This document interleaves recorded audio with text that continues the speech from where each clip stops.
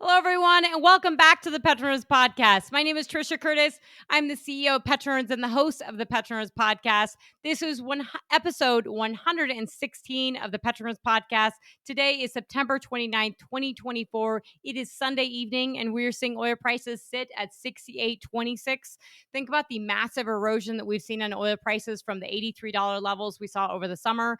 There's some serious deterioration in oil, which is telling us a lot. And I'm going to timestamp this a little bit further, but I just want to clarify this episode is going to be a short and sweet episode. I'm going to give an introduction to talk about oil prices, to talk about the Fed, the lowering of interest rates, which we saw a couple weeks ago, and then this talk and presentation is what I'm really pumped about. This is the talk and presentation that I gave in Gillette, Wyoming on September 18th, 2024. That's the same day the Fed actually lowered interest rates.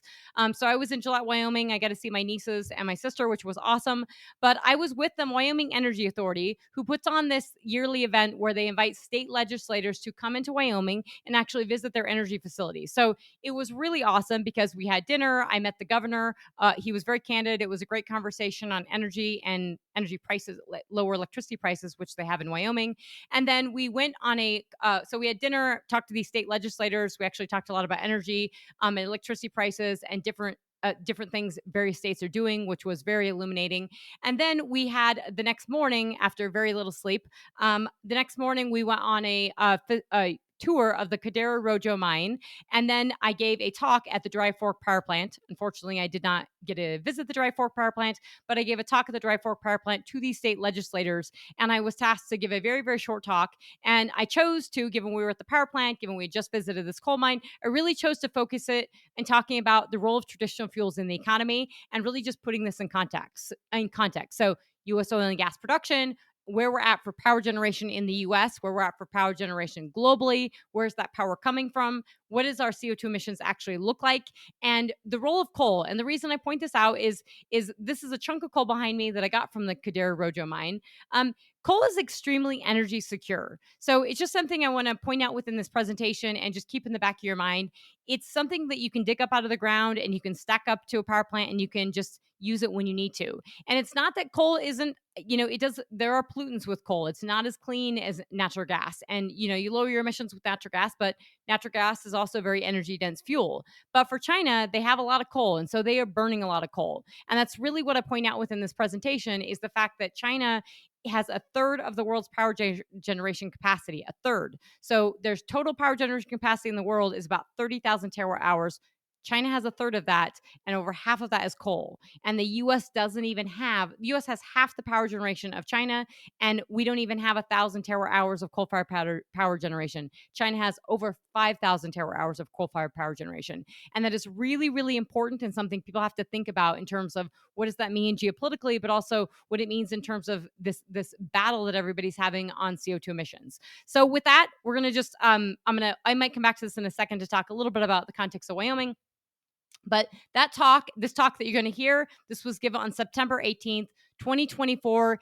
Really short and sweet. If you are looking for an episode where you can listen to me on fast speed, this is probably it, because I had about 4 hours of sleep when I gave this talk and presentation, but it went over really well. And I was really pleased to speak with on behalf of being there with the Wyoming Energy Authority, talking to the state legislators. And I spoke as the CEO of PetroNerds, but also as an economist with the American Energy Institute, or AEI, which I'm also their economist. So that was just awesome and really pumped to present this. But before you listen to this talk and presentation, I do want to talk a little bit about the oil prices right now, the Fed lowering interest rates. So the Fed lowers interest rates the same day I was actually in Gillette. So I did not get a chance to, I didn't get a chance to actually go in and listen to everything the Fed said. I was pretty shocked by the 50 basis point drop. So the 50 basis point cut as opposed to a 25 basis point cut, I think that was pretty harsh. I think it was a lot. And either they are seeing something that we're not, or they're just being overly, they were late to the party on raising interest rates. Now they want to hurry up and lower them. And they think they're really going to land the soft landing. I don't think they're going to land a soft landing. And I'm particularly concerned that we still have very high housing prices. Nothing happened. They did not cool housing prices at all. And now they're lowering interest rates, and we're already going to see that any reprieve people had on the housing price side, they're just going to see that push back up. And so all those folks that they're concerned about not being able to buy a home, they're just trying to make it easier to them to borrow a ton of money and let housing prices go up. To me, that is not a recipe. Letting people borrow at lower interest rates isn't a recipe for a healthy economy. A healthy economy is low inflation, affordable housing, and good jobs, and a ripping economy so I can actually buy something. We had that several years ago. We do not have that now. And that is really, really serious. But, when we're seeing that 68.26 in oil prices, we're looking at $72 a barrel for Brent. We're seeing some recovery in gas. $2.87 for gas as again September 29th 2024 Sunday. Dutch ETF really seeing some really pop in there at 12.65, almost $13 an MCF in Europe. And that 30-year mortgage is at 6.32% for national average on bank rate. And then that 10-year yield, interestingly enough, even though we've had that 50 basis point reduction from the Fed in interest rates, the 10-year yield is back up to 3.75%. And so a lot of that's volatility, that's repricing of the yield curve, and a lot of that is concerns from both commentary that Donald Trump has made, as well as Kamala Harris, on all the spending that they're going to have. Very interesting that you're hearing so much of this now by the stock market saying they're concerned about deficits in one way or the other. I don't remember hearing that much on concerns about the federal deficit when it was Trump and Biden. And maybe that's because it wasn't like a free-for-all and we're just giving out candy, and Kamala Harris saying that she's just going to give everybody who wants to buy a house $25,000 or tax credits left, right, and center. Maybe maybe it's different than it was, but it seems like there is an intense focus, and that's probably because we've had such ramp up in spending from fiscal spending and such bigger concerns. So you're probably not going to see the 10-year yield come down. The problem I have with that is that if you have money in savings, or you had money in a fund or something, or a money market, you lost a half a percentage point when the Fed lowered interest rates, and so you're not gaining that interest. Interesting enough, we've seen the Dow Jones Industrial, so the Dow, go up to over 42,000, and so we're at record highs. But we've actually also seen massive flows into money markets, even with this rate cut. And so that's telling you that there's a lot of nervousness, and folks really don't know what to do. So I hear a lot of commentary when I listen to Bloomberg Surveillance in the morning or CNBC in the morning. You hear all this commentary of people saying, okay, well, you're losing out if you haven't put your money back in the market. Well, if that's the case, why are we seeing so much money in, like Warren Buffett pulls so much money out? Why are we seeing so much money in money markets, in just cash, even though it's losing interest? That's because people are really nervous and they don't know what to do. So I think that's really, really serious. I'm also pretty annoyed that the biasy in the Fed. And I don't think that, I don't think directionally or directly a half basis point cut was political. However, I do think it's really, really important to point out that folks within the Federal Reserve don't live like the rest of us. And, I've said this when I met Robert Kaplan, or I saw him speak at a conference, and the way he told after he had left the Fed and last year, and he had told everybody in the room that, inflation didn't impact anyone in that room, and inflation didn't impact anybody in the US unless they were making less than $52,000 a year, and that it really wasn't a problem. Also, that capitalism was dead in America, it didn't work, and that we should just let China make all these EVs, and because they're really cheap. And I thought, this guy's really disconnected from reality. He really doesn't know anything about China, and he certainly doesn't know anybody who is actually working in America and living paycheck to paycheck. And so I think we have to appreciate that when you live in Washington, whether you are, you are on, Jerome Powell always gets up on TV and he says, we know what inflation does to the American people. Well, he may know it, but he doesn't live that way. And I say that it's so, so important, because when you lowered interest rates a half a basis point, and you are propelling people now buy into houses, and you heard all the talk on the stock market from housing stocks, and everybody's super excited about this. Well, that just means that you're going to push housing prices back up, and you never had them come down in the first place. And shelter prices, which we saw in inflation, which was on the last inflation rate, actually went up. So I think the things that people are hurting on the most, grocery prices, and the sticky parts of inflation, shelter and grocery and food and wages, are all these things that are really, really sticky. And you don't help the American consumer by lowering the cost of borrowing. You help them by making sure they don't have inflation, getting inflation under control, and resetting the economy. And I don't think the Fed's doing that.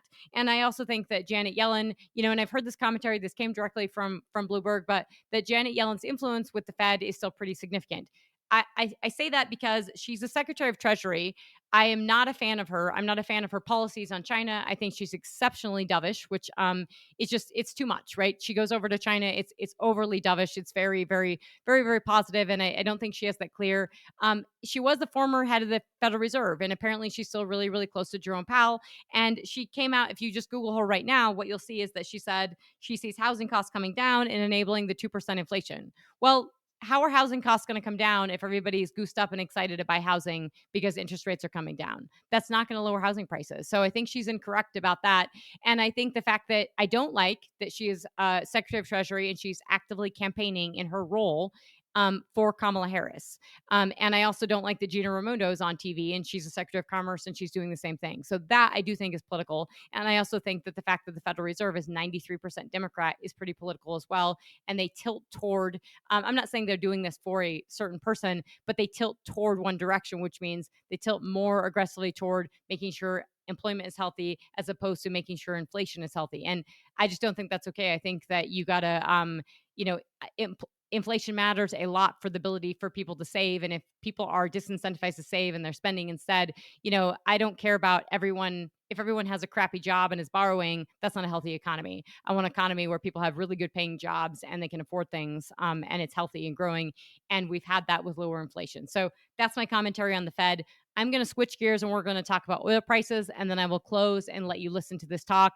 And all this data I'm going to get into in this talk about China and CO2 emissions. I will be talking about that at length and more. This is something that is not well covered. And so, in talking about oil prices, I've told listeners and I tell clients a lot that oil is not well covered in the market, right? Traditional fuels are not understood by the stock market. They're not understood by the average investor. You've had so much demonization of oil.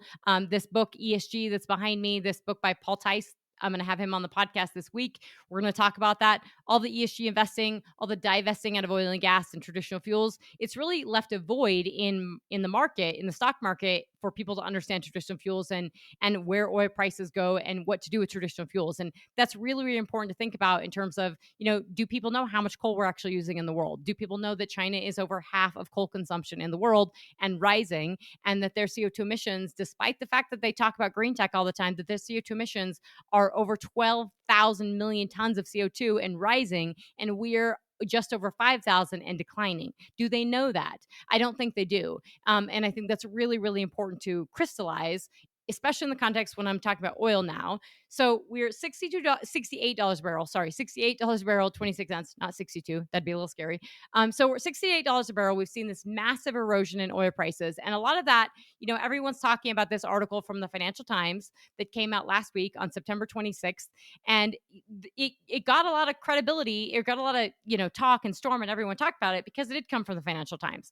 And the headline of the Financial Times, and I'm quoting, Saudi Arabia ready to abandon $100 crude target to take back market share, end quote. That's the title of this article. Now, I'm going to read you just the beginning point of this, just the first paragraph, so you understand what I'm talking about.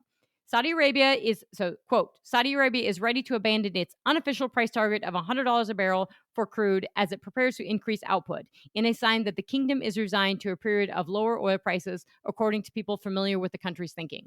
So, end quote. The reason that's really important to say is because this is not an official target, right? This is their target that they have from a fiscal standpoint. That's their fiscal break even for their budget, to balance their budget. They have broken that a million times. They'll continue to do that over time.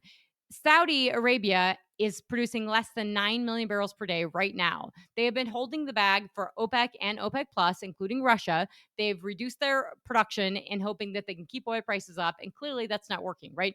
Oil prices have eroded. That's because the global economy is not holding up oil prices.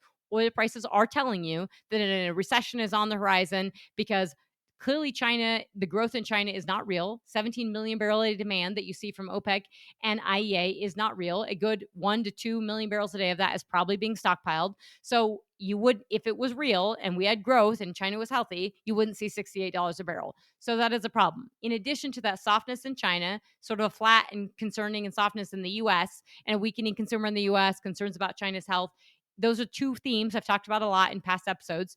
In addition to that, you have all this supply on the market, which I've also talked about, that spare capacity. So the fact that Saudi Arabia is 9 million barrels a day and can easily produce a couple million barrels a day more, means that you have all this spare capacity on the market or available for the market. That keeps a lid on prices.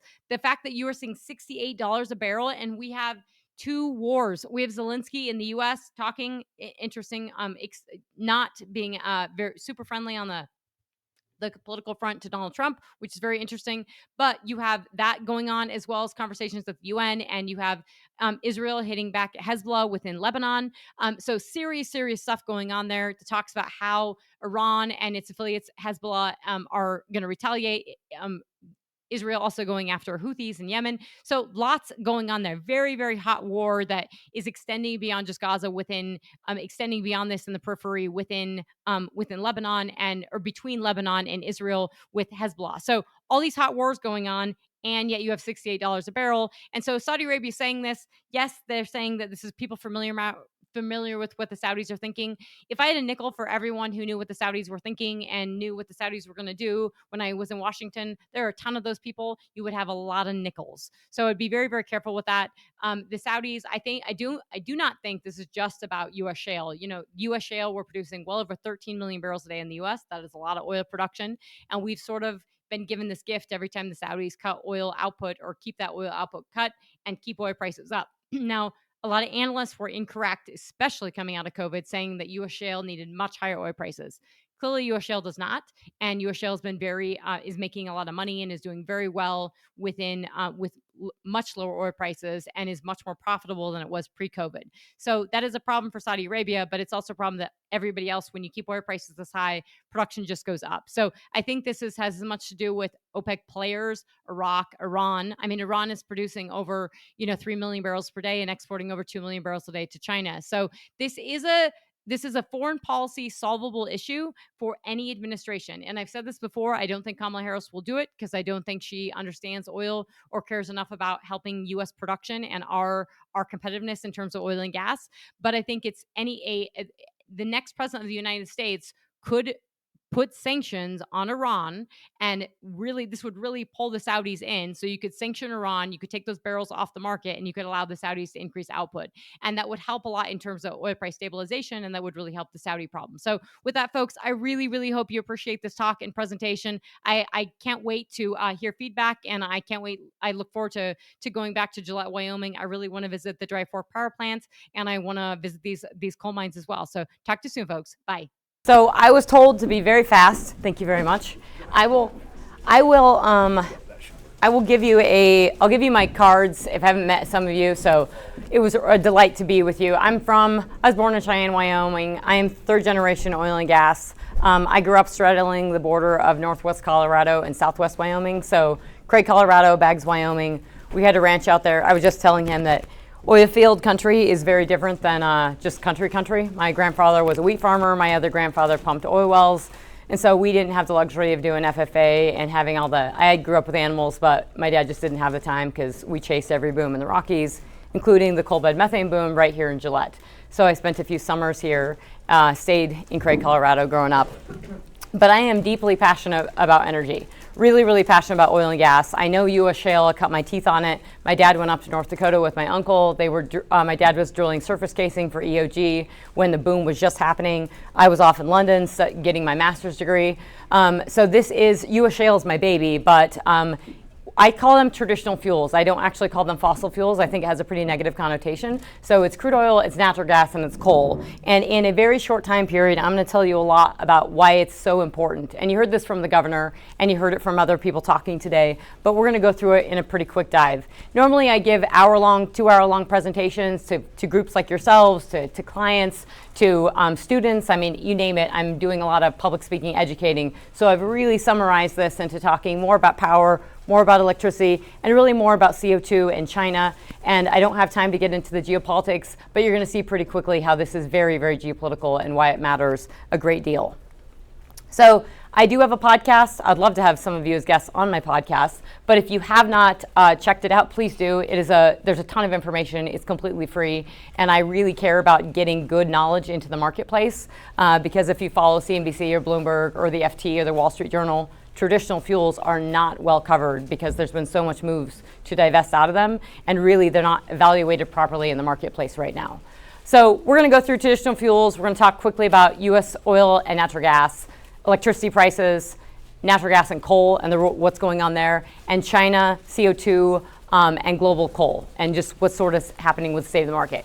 So global primary energy consumption. For all the talk you hear about renewables, this is 2022, shifted slightly since 2023. I just didn't have time last night to update it. But we have only 7% is renewables. Out of all global primary energy, only 7% is coming from renewables, which is wind, solar, and it actually includes biomass. So the rest is all 82% is crude oil, natural gas, and coal. Now, globally, and it looks different in the developing world versus the developed, and I'll show you that, but globally, global gas consumption is about 400 billion cubic feet per day. So you probably know the number. We consume about 100 million barrels per day of oil. We consume about 400 billion cubic feet per day of natural gas globally. And we produce over 100 BCF a day of that 400. We are the largest oil and gas producer in the world by a wide, wide margin. And we should be the biggest coal producer, but we're not because we don't like it. So that's global oil and gas consumption. So world coal production. Now, just because we are not consuming it as much, just because we're doing different things in the U.S., largely from there's both market forces from natural gas, but also from regulatory forces. The rest of the world is consuming it in leaps and bounds, particularly China and India. You'll see it in the data, but a lot of it has to do with China. So that is global coal consumption. You can see production is in purple, consumption is in orange, and you can see we are at record all-time highs as of 2023 for coal consumption. You wouldn't really understand that or appreciate that if you're just following the market, because it doesn't sound like that. It sounds like we're all transitioning, and the West might be, but the rest of the world is not. So coal, this is Chinese coal consumption and production. That number is 95. That total number is 180. So you can see that they are over half of global coal consumption and production. Wyoming coal, this is where we're at. We were just at this mine right here. You'll notice that this dark here is like we're the largest in Wyoming here, the largest producer of coal in the country. It is a really big deal. The two largest surface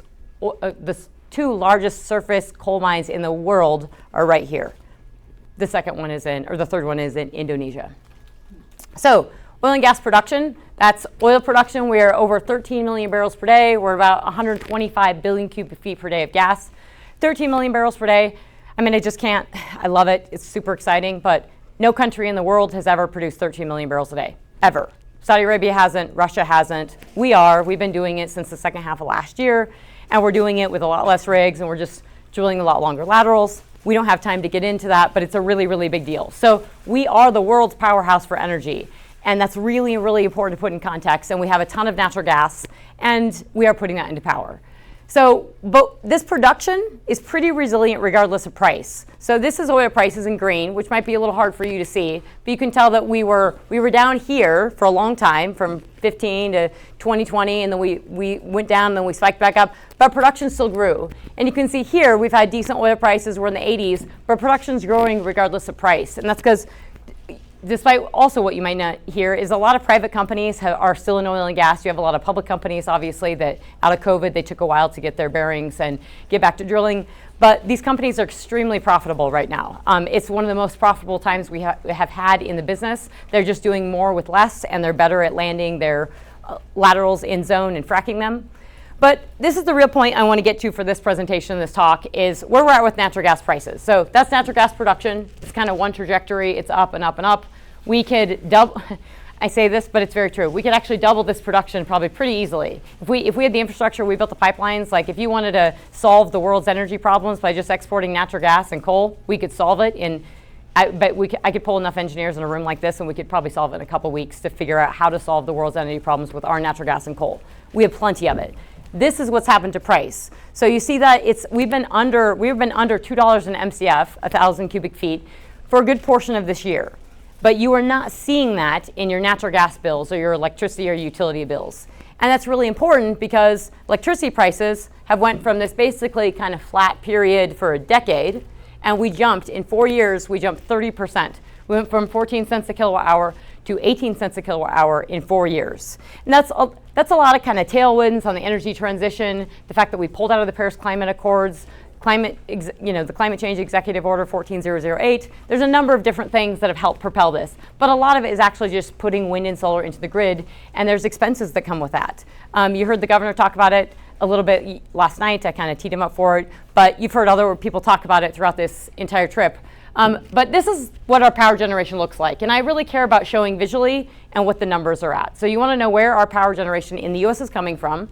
That's coal. It's declined like that. That's natural gas. It's went up like that. That's kind of your single biggest reason for the lowering of CO2 emissions in the U.S. But what we're seeing is this big uptick in renewables.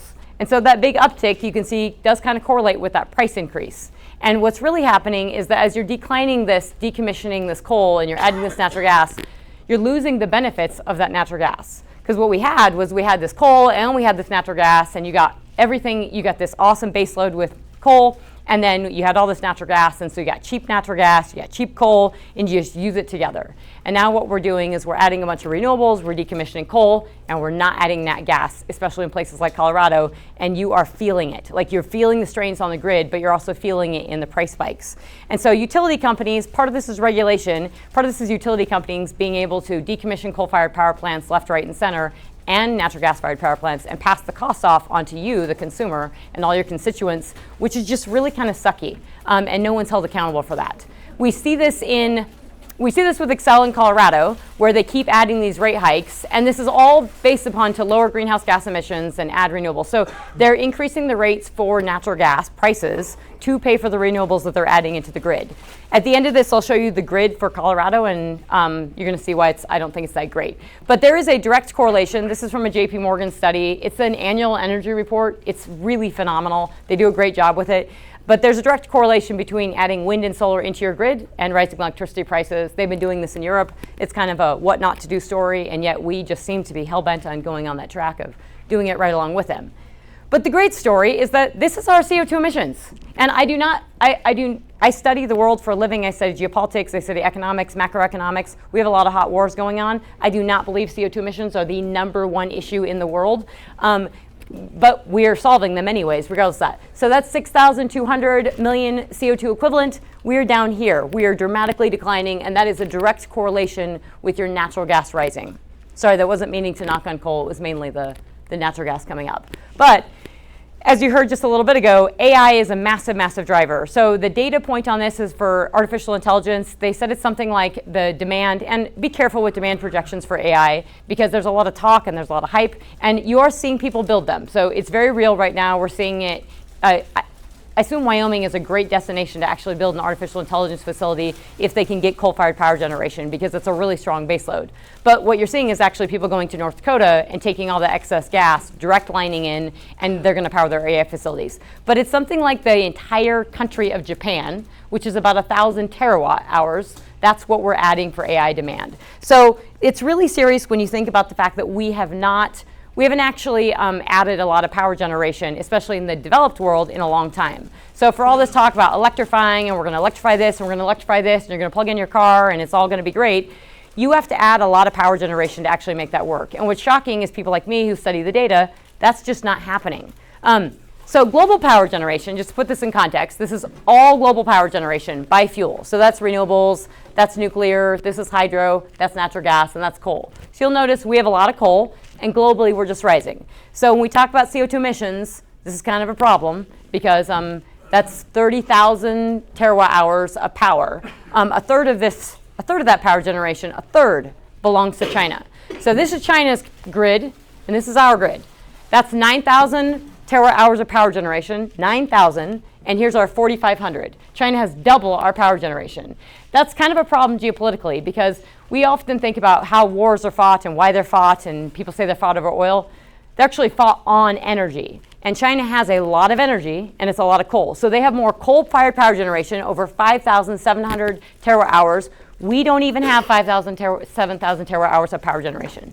So this is a big disconnect and a big problem. So when you are decommissioning coal-fired power plants and decommissioning mines in the US, you are literally just sending that off to China and basically saying, build your coal-fired power plant and make that cheap t-shirt and we'll buy it from you. So not only are you relegating power, you're relegating jobs, but it's really, really serious, because they're not just making T-shirts with that power generation. They're making a lot of stuff for the military, and they're making a lot of stuff for Russia right now, probably for themselves as well. And when you have a third of the world's power generation, you intend to do something with that someday.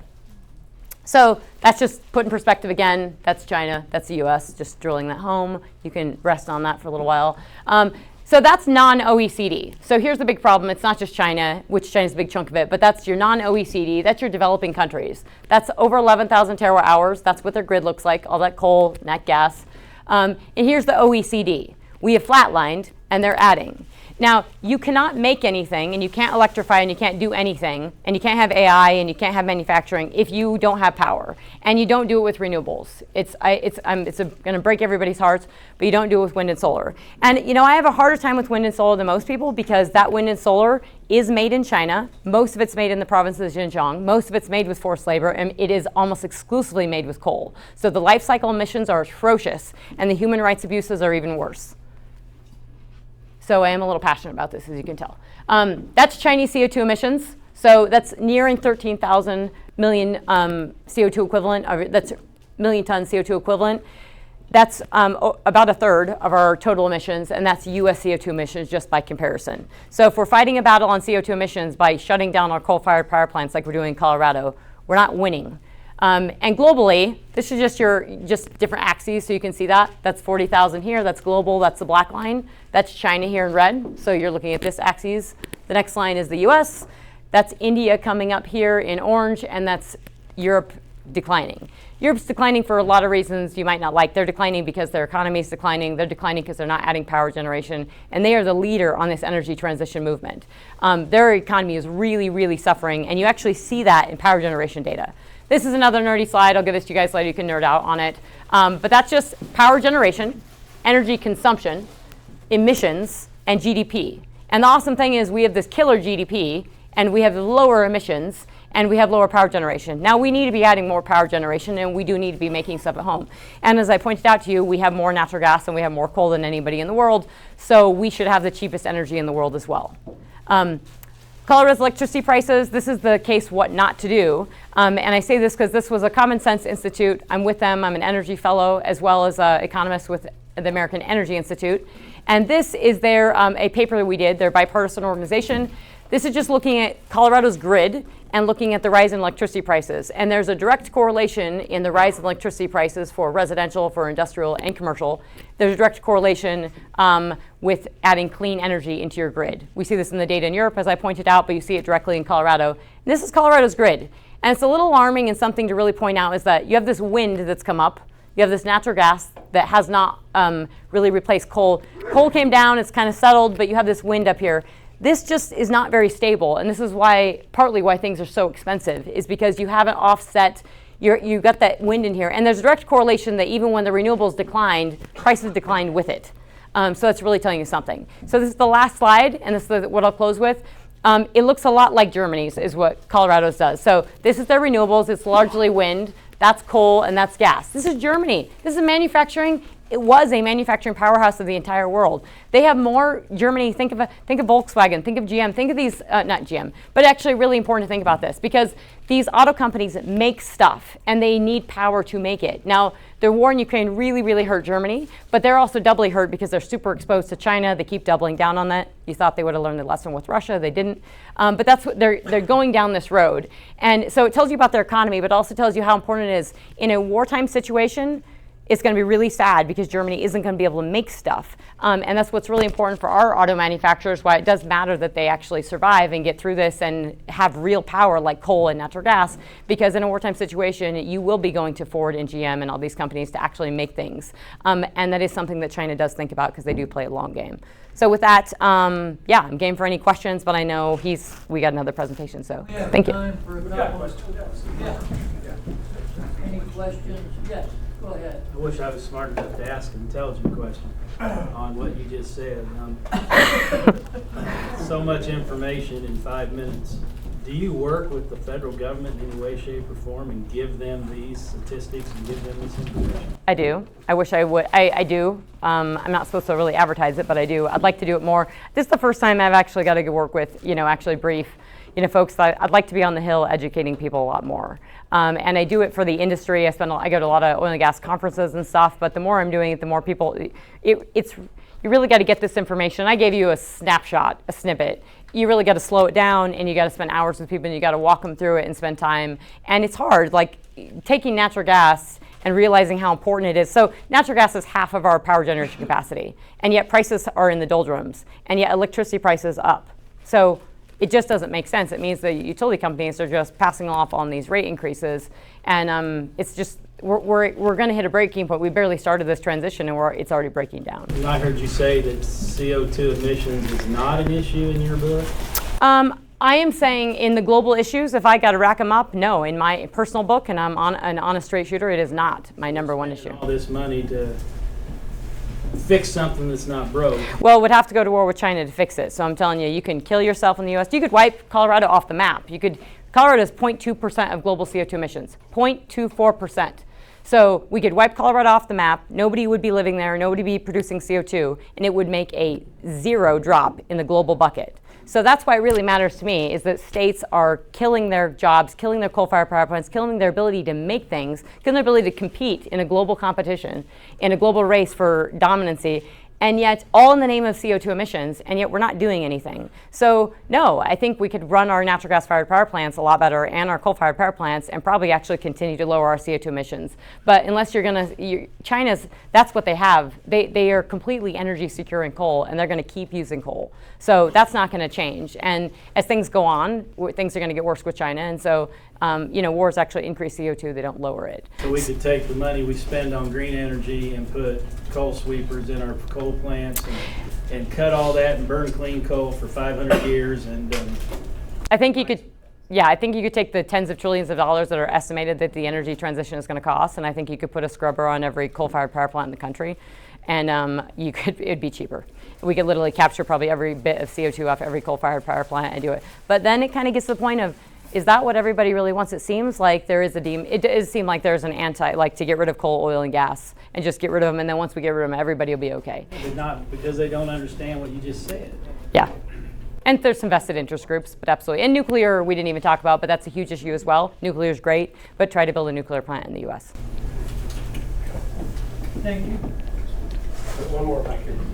Yep. So to get access to your information, see PetroNerds down in the corner. Can you just go to that website and get this information? Yes, so I recorded this because I figured you guys would have questions, and I'll make sure you have a recording of that because I know I talk fast.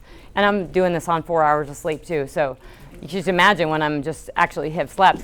But I'll make sure you guys have it. I'll make sure you guys have my cards. But yeah, PetroNerds.com. You can go to the podcast. I post a lot of stuff on LinkedIn. I do a lot of short videos to help people just get digestible information. And I want to get out there as much as possible to educate people. And I'm also with the American Energy Institute. I've just been brought on as their economist. So I'll be doing more of this. And I will make sure, if I can help in any way, let me know. I've got one question Yep. before you quit. I'm curious how you advise a guy like me to answer a question to people in a simple, understandable way for the average Joe that's not in the energy business in any way. When we keep hearing that the incremental megawatt of power from wind or solar is cheaper, but overall prices keep going up, how do you, I think we know what it is. It's about the capital cost for having 3 power plants to produce 1 power plant worth of energy, right? Because we need to have backup for the wind and the solar. But how do you explain that in a concise way to the general public to make them understand why power costs more when you get more renewables? I think so you can show them that the actual data shows that. So you can show them in every place. So Germany, and the way I was emphasizing that, Germany has the second highest highest electricity prices in the world. And that's where we're going. So you don't want a grid like Germany's. And it's because the only reason it's cheap is wind and solar is because it's subsidized by China with coal and forced labor. I can make stuff really cheap too if I don't have to pay for the power, the water, or enforced labor. I can make it really cheap. So they're flooding the market with that. There's a lot of motives behind that. One of them is they just flooding the market and they're keeping their economy afloat. The other one is, hey, they're undercutting our grid. But I think Wei is saying that it doesn't matter what your input cost is. That's why levelized cost of energy does not work with renewables, because you can LCOE, natural gas and coal. You can't do that with renewables, and so they always win. But the other thing I want to point out with CO2 and climate change, if you believe the world is burning and we're all going to die and it's climate change, then the things you're building, batteries, solar, and wind, are literally the worst things. Batteries do not work in the cold. I'm never going to drive my F-150.